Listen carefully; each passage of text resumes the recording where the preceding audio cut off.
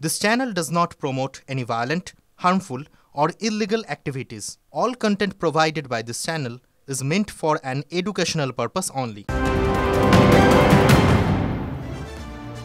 আর এবার নজর রাখবো বিস্তারিত খবরে। প্রথমে উপনির্বাচন মিটলেই বিরাট রদবদল তৃণমূল কংগ্রেসের, এমনই সূত্র মারফত খবর পাওয়া যাচ্ছে। তৃণমূলের অন্দরে ঠিক এমনই একটা খবর,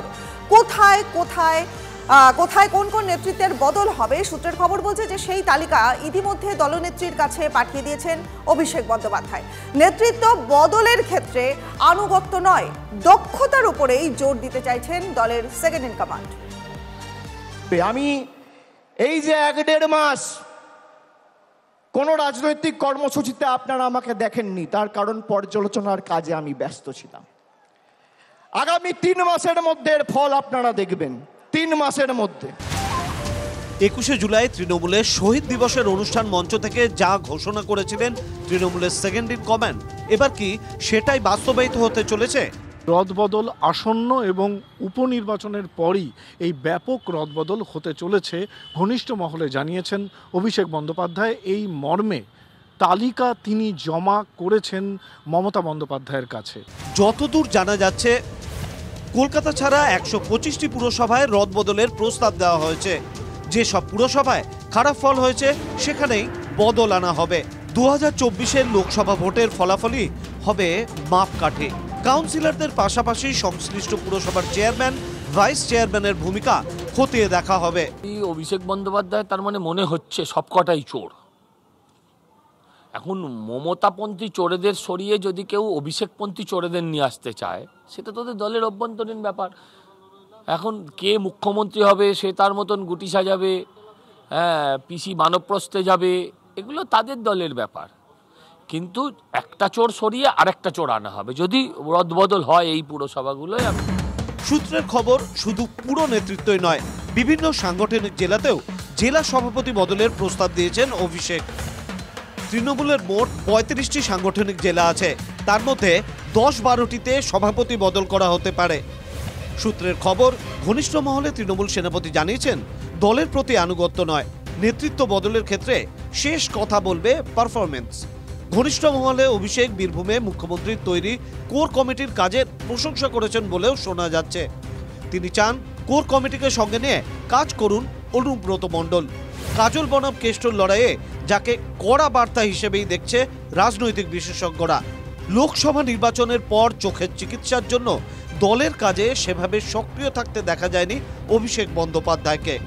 সাময়িক বিরতির পর দলের সাংগঠনিক ক্ষেত্রে নজর দিয়েছেন তিনি। রদবদলের বড় ফর্দ ধরিয়েছেন। এখন দেখার কোন নেতার উপর কোপ পড়ে আর কার দায়িত্ব বাড়ে। ক্যামেরায় দীপঙ্কর দাশগুপ্তের সঙ্গে সৌরভ গুহ, TV9 বাংলা। দেশে বিদেশে সৈয়দ মুজতবা আলী লিখেছিলেন, এখন আমরা যা দেখছি তাতে বিদেশে রাজ্যে নামে একটা ছোট গল্প লিখে ফেলা যায়। না হলে ডোনাল্ড ট্রাম্প কেন বাংলার রাজনীতিতে প্রাসঙ্গিক হয়ে পড়বেন? কমলা হ্যারিসকে হারিয়েছেন ট্রাম্প, 78 বছর বয়সে আবার প্রেসিডেন্ট পদে বসেছেন তিনি। সেই বয়সটা হাতিয়ার করে ট্রাম্প কার্ড খেলেছেন তৃণমূলের প্রবীণ সাংসদ কল্যাণ বন্দ্যোপাধ্যায়। বয়সের বিতর্ক, নবীন প্রবীণ বিতর্ক কি আবার ফিরবে তৃণমূলে? প্রশ্নটা করতেই হচ্ছে, তৃণমূলে কি দ্বন্দ্ব বাড়ালেন ট্রাম্প? বাংলা অভিধান বলছে 72-এ অর্থ বল বুদ্ধিহীন, অকর্মণ্য, বৃদ্ধ, ভীমরতিগ্রস্ত। আমেরিকার মসনদে বসা ডোনাল্ড ট্রাম্পের বয়স তার চেয়েও 6 বছর বেশি। শ্রীরামপুরের তৃণমূল সাংসদ কল্যাণ বন্দ্যোপাধ্যায় তো তাই বলছেন। ডোনাল্ড ট্রাম্প একটা জিনিস পরিষ্কার করে দিয়েছে, এস্টাবলিশ ডোনাল্ড ট্রাম্পের, যে বয়স কোনো ফ্যাক্টর নয় রাজনীতিতে। 78 বছর বয়সে যদি কর্মক্ষমতা থাকে, যদি পপুলারিটি থাকে, মানুষের গ্রহণযোগ্যতা থাকে, তাহলে সে জিতে আসতে পারে, দেশের প্রতিনিধি হতে পারে। 78-এর ট্রাম্পকে দেখিয়ে কোন বার্তা দিতে চাইলেন 67-র কল্যাণ, সেটাও বুঝিয়ে দিয়েছেন। বয়স কোনো ফ্যাক্টর নয় রাজনীতিতে। বয়স কোনো ফ্যাক্টর নয়। দ্বিতীয়বার প্রেসিডেন্ট হতে চলা ট্রাম্প কি শেষমেশ তৃণমূল কংগ্রেসে দ্বন্দ্ব বাড়িয়ে দিলেন? কল্যাণ কি উস্কে দিলেন পুরনো বিতর্ক? তৃণমূলের সাধারণ সম্পাদক অভিষেক বন্দ্যোপাধ্যায় বারবার বলেছেন, এটা রাজনীতি হোক বা যে কোনো ফিল্ডে হোক, আমি মনে করি একটা ঊর্ধ্বসীমা থাকা দরকার। আমি 2 মাস 2.5 মাস রাস্তায় ছিলাম, নবজোয়ার করেছি, আমার বয়স ছিল 36। আমি পারবো রাস্তায় থাকতে 2.5 মাস? আমার 70 বছর বয়স হলে আমার কর্মক্ষমতা আজ যা 56 একটু হলেও তো কমবে। আজকে আমার 36-37 বছর বয়স, 20 বছর পর আমার হয়তো কর্মক্ষমতা একটু কমবে। আরে এটা তো ধ্রুব সত্য। অভিষেকের মন্তব্য নিয়ে কম বিতর্ক হয়নি। বারবার নবীন প্রবীণ দ্বন্দ্বে ঘি পড়েছে, বাগযুদ্ধ হয়েছে। যদিও তৃণমূল নেত্রী আবার উল্টো কথাই বলেছেন। সৌগত মাঝে মাঝে বলে আমার তো বয়স হয়ে গেল। আরে কিসের বয়স? মানুষের মনের কি কোনো বয়স আছে? মানুষের মনের কোনো বয়স নেই। যতদিন বাঁচবেন, সুস্থ হয়ে বাঁচবেন, যতদিন বাঁচবেন রয়্যাল বেঙ্গল টাইগারের মতো লড়াই করবেন। তাই কি ট্রাম্পের প্রত্যাবর্তন দেখে বিন্দুমাত্র সময় নষ্ট করতে রাজি হননি কল্যাণ বন্দ্যোপাধ্যায়? নবীন প্রবীণ বিতর্কের চাকা আবার গড়াতে শুরু করবে। ঘটনাচক্রে বুধবারই পরবর্তী মুখ্যমন্ত্রী হিসেবে অভিষেকের নাম করেছেন কুণাল। কালের নিয়মে একদিন নিশ্চিতভাবেই অভিষেক বন্দ্যোপাধ্যায় বাংলার মুখ্যমন্ত্রী হবেন। কল্যাণের কথার কি প্রতিক্রিয়া?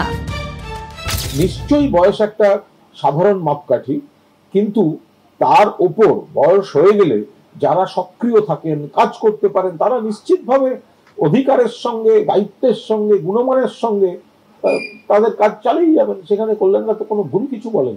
এখানে অভিষেকও ভুল নন, কল্যাণদাও ভুল নন। একটা সাধারণ মাপকাঠি, সাধারণ ধারণা থাকে। তৃণমূল কংগ্রেস একটা ঐক্যবদ্ধ পরিবার, যার নেত্রীর নাম মমতা ব্যানার্জি, যার সেনাপতির নাম অভিষেক বন্দ্যোপাধ্যায়। এবং মমতা বন্দ্যোপাধ্যায়কে অভিষেক বন্দ্যোপাধ্যায় থেকে শুরু করে বুথ লেভেলের কর্মীরা সবাই নেত্রী হিসাবে মানেন। এবং এখানে মমতা ব্যানার্জির নেতৃত্বে এবং অভিষেক ব্যানার্জির সেনাপতিত্বে আমরা ঐক্যবদ্ধ তৃণমূল পরিবারের একটা অংশ। ট্রাম্পের প্রত্যাবর্তনে তৃণমূলের পুরনো দ্বন্দ্ব নিয়ে বিতর্ক যে ফিরে আসবে কে জানত? শান্ত ভট্টাচার্যের রিপোর্ট, TV9 বাংলা। নজর রাখবো পরের খবরে। বীরভূমে কোর কমিটির হাতেই ক্ষমতা থাকুক চান অভিষেক বন্দ্যোপাধ্যায়। বীরভূমের মুখ্যমন্ত্রীর তৈরি কোর কমিটির প্রতি আস্থা অভিষেকের। কোর কমিটিকে সঙ্গে নিয়েই কাজ করুন অনুব্রত, মত অভিষেকের। কোর কমিটির নেতৃত্বে ভোটের ফল ভালো হয়েছে, ঘনিষ্ঠ মহলে কোর কমিটির প্রশংসা অভিষেকের।